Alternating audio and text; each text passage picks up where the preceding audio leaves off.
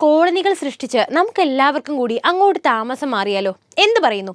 അതെ, സംഭവം സത്യമാണ്. ചൊവ്വയിലേക്ക് പോകാനുള്ള മാർഗമെല്ലാം വിജയകരമായി പൂർത്തിയായിരിക്കുന്നു. ഇനി അടുത്തത് പ്രഥമ ലക്ഷ്യമായ ചൊവ്വ കോളനികൾ മാത്രമാണ് മുന്നിലുള്ളത്. അതെ, ലോകത്തിലെ വെച്ച് ഏറ്റവും വലുതും ശക്തിയേറിയതുമായ റോക്കറ്റ് പിറവിയെടുക്കുമ്പോൾ ബഹിരാകാശ ദൗത്യങ്ങളിൽ പുതിയൊരു ചരിത്രം പിറവിയെടുത്തിരിക്കുന്നു. നമ്മൾ ഇന്ന് പറയുന്നത് അതിനെക്കുറിച്ചാണ്. അധികം വൈകാതെ നമുക്ക് ഈ ഭൂമിയിൽ നിന്നും താമസം മാറാം. ഇനി ലോകാവസാനത്തെ കുറിച്ചോർത്തൊന്നും ആരും ഭയപ്പെടേണ്ടതില്ല. അതെ, മനുഷ്യന്റെ അതിജീവനത്തെ തേടിയുള്ള പരീക്ഷണങ്ങൾ തുടർന്നുകൊണ്ടിരിക്കുമ്പോൾ അതിലേക്ക് ഇതാ പുതിയ വഴിത്തിരിവായി എത്തിയിരിക്കുകയാണ് ഈ വമ്പൻ റോക്കറ്റും. നീണ്ട കാലത്തെ കാത്തിരിപ്പ് അവസാനിപ്പിച്ചാണ് ലോകത്തെ ഏറ്റവും കരുത്തുറ്റ റോക്കറ്റായ സ്പേസ് എക്സ് സ്റ്റാർഷിപ്പ് പരീക്ഷണ പറക്കലിൽ വിജയം നേടിയത്. ഏകദേശം 400 അടി, അതായത് 40 നില കെട്ടിടത്തിന്റെ പൊക്കത്തിൽ ഉയരമുള്ള റോക്കറ്റ് ടെക്സസിലെ ബോക്ക ചിക്കയിലുള്ള സ്പേസ് എക്സ് വിക്ഷേപണ കേന്ദ്രത്തിൽ നിന്നാണ് പറന്നു പൊങ്ങിയത്. മണിക്കൂറിൽ 26,000 കിലോമീറ്റർ എന്ന ശബ്ദാതിവേഗം ഭ്രമണപഥത്തിൽ പേടകം നേടി. 234 കിലോമീറ്റർ ഉയരത്തിൽ സ്റ്റാർഷിപ്പ് എത്തി. പേടകവും സൂപ്പർ ഹെവി എന്ന റോക്കറ്റും ചേർന്നതാണ് സ്റ്റാർഷിപ്പ്. 2023 മുതൽ പല സമയങ്ങളിലായി ഇതിന്റെ പരീക്ഷണങ്ങൾ വിവിധ തവണ നടത്തിയിരുന്നുവെങ്കിലും അതെല്ലാം പരാജയപ്പെട്ടിരുന്നു. വിക്ഷേപണത്തിനിടെ റോക്കറ്റിന്റെ വിവിധ സ്റ്റേജ് ഭാഗങ്ങൾ നിശ്ചയിച്ചത് പ്രകാരം വേർപെടുത്തുകയും കടലിൽ പതിക്കുകയും ചെയ്തു. ഒടുവിൽ ബഹിരാകാശത്തിലെത്തിയ ശേഷം നിയന്ത്രിത ശൈലിയിൽ പേടകവും തിരിച്ചിറങ്ങി. ചന്ദ്രനിലും ചൊവ്വയിലുമൊക്കെ കോളനികൾ ഉണ്ടാക്കാൻ മനുഷ്യർക്ക് ആഗ്രഹമുള്ളതായി അറിയാമല്ലോ. മനുഷ്യരെ ചൊവ്വയിൽ എത്തിക്കാനും തുടർന്ന് ചൊവ്വ കോളനി രൂപീകരിക്കാനുമൊക്കെ സ്പേസ് എക്സിന് സ്വപ്നങ്ങളുണ്ട്.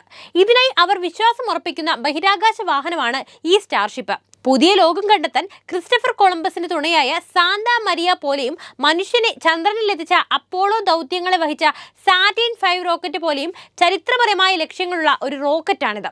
ബിഗ് ഫാൽക്കൺ റോക്കറ്റ് എന്നായിരുന്നു ആദ്യകാലത്ത് ഇതിന് നൽകിയ പേര്. പിന്നീട് സ്റ്റാർഷിപ്പ് എന്ന് പുനർനാമകരണം ചെയ്യുകയായിരുന്നു.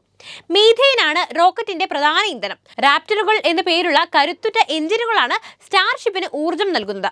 ഇത്തരം 33 എഞ്ചിനുകൾ റോക്കറ്റിലുണ്ട്. 250 ടൺ ഭാരം വഹിക്കാനുള്ള ശേഷി സ്റ്റാർഷിപ്പിനെ ഇതുവരെയുള്ള റോക്കറ്റുകളിൽ വെച്ച് ഏറ്റവും കരുത്തുറ്റവനാക്കുന്നു. ISROയുടെ ഏറ്റവും വലിയ റോക്കറ്റായ GSLV-Mk3യുടെ ഭാരവാഹക ശേഷി 10 ടൺ ഭാരമാണെന്ന് ഓർക്കണം. മറ്റുള്ള റോക്കറ്റുകളെക്കാൾ പല മടങ്ങിരട്ടി ഭാരം ഇതിന് വഹിക്കാൻ കഴിയുമെന്ന് സാരം. സ്പേസ് എക്സിന്റെ തന്നെ ഹെവി ഡ്യൂട്ടി റോക്കറ്റായ ഫാൽക്കൺ ഹെവിക്ക് പോലും 70 ടൺ ഭാരം വഹിക്കാനുള്ള ശേഷി മാത്രമേ ഉള്ളൂ. 106 മീറ്ററാണ് സ്റ്റാർഷിപ്പിന്റെ ഉയരം. ഏകദേശം ഒരു അമ്പരച്ചുംബിയായ കെട്ടിടത്തിന്റെ പൊക്കം നമുക്കിതിന് കണക്ക് കൂട്ടാം. 85 ടൺ ഭാരം ഇതിന് വരും. റോക്കറ്റിന്റെ മുകളിലുള്ള പേലോഡ് ബെയിലാണ് ബഹിരാകാശത്തേക്കുള്ള യാത്രികർ, ഉപഗ്രഹങ്ങൾ, യാത്രികരുടെ ലഗേജ് ഒക്കെ വഹിക്കുന്നത്. 8 നില കെട്ടിടത്തിന്റെ പൊക്കമുണ്ട് ഈ സ്ഥലത്തിന് മാത്രമായിട്ട്. 40 ക്യാബിനുകൾ അടങ്ങുന്ന ബേ പരമാവധി 120 യാത്രക്കാർ വരെ വഹിക്കും. ഇതോടൊപ്പം പൊതു ഇടങ്ങൾ, വലിയ അടുക്കള, സാധനങ്ങൾ സൂക്ഷിക്കാനുള്ള മുറി, സൗരവാദത്തിൽ നിന്ന് രക്ഷ നേടാനുള്ള ഷെൽട്ടർ തുടങ്ങിയവയൊക്കെ ഇതിന്റെ ഉള്ളിലുണ്ട്. മൊത്തത്തിൽ ഒരു 5 സ്റ്റാർ റോക്കറ്റ് തന്നെയാണത്.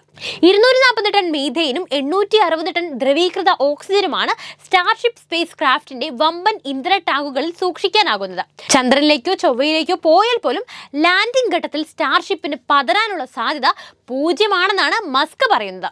ചന്ദ്രനിലേക്ക് യാത്ര പോകുന്ന സ്റ്റാർഷിപ്പിന് അവിടെ നിന്ന് റിട്ടേൺ യാത്ര നടത്താനുള്ള കഴിവും ഉണ്ടാകും.